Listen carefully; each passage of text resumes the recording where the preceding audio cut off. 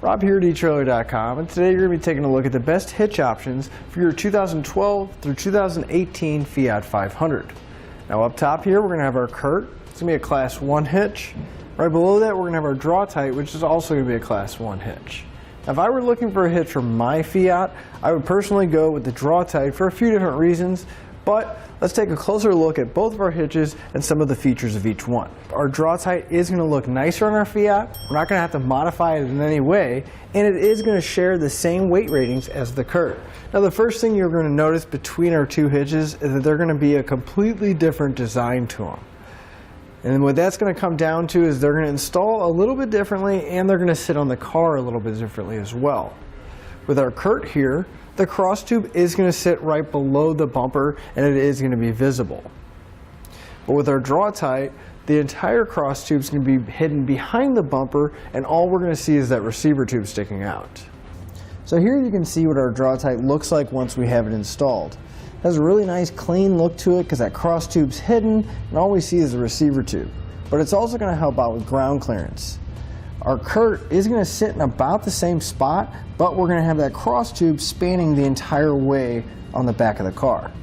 And since our Fiat does sit so close to the ground already, the Draw-Tite is going to have a slight advantage over the CURT.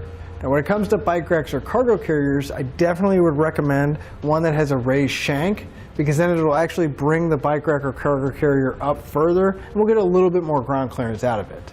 Another reason why they're designed differently is because they are going to install differently. On our CURT here, our Fiat is going to use all the factory mounting points.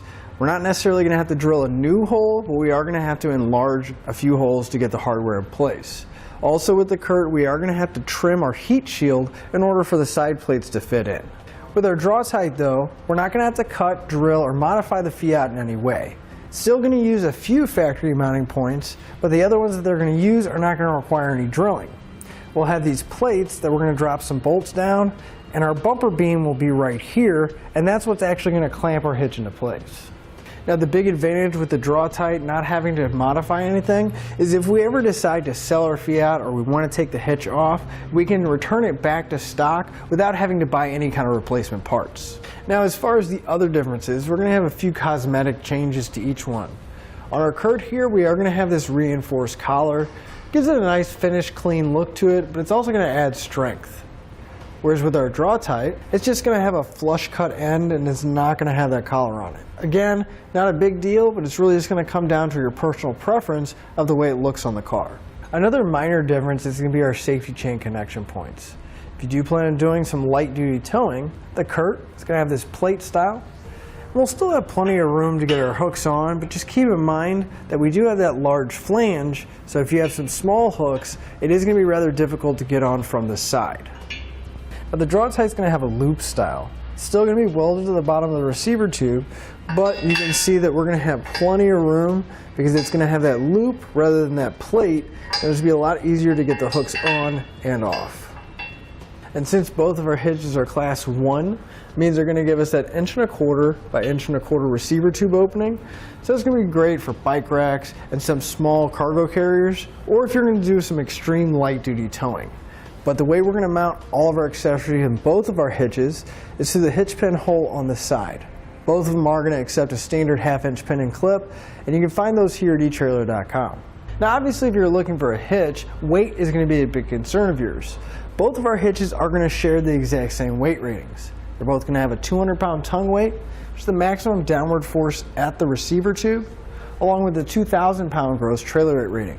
That's the amount the hitch can pull, including the trailer and everything you have loaded on it. Now, although both of our hitches may be rated at that weight rating, you need to double check your Fiat's owner's manual because you don't want to exceed the manufacturer's recommended weight of the car. Keep in mind with the CURT, the manufacturer does recommend the use of a stabilization strap anytime you're towing any non-trailer loads or any loads that are not supported by tires, like bike racks or cargo carriers. Now that item is sold separately and you can find it here at etrailer.com. But with our Draw-Tite, we're not going to have those restrictions. We'll be able to tow a bike rack or a cargo carrier or any other accessory without tires on it without having to use that strap. So that's one less thing to worry about and one less thing that we have to pick up with our Draw-Tite. But I hope this information has helped you when you're looking for a hitch for your Fiat 500.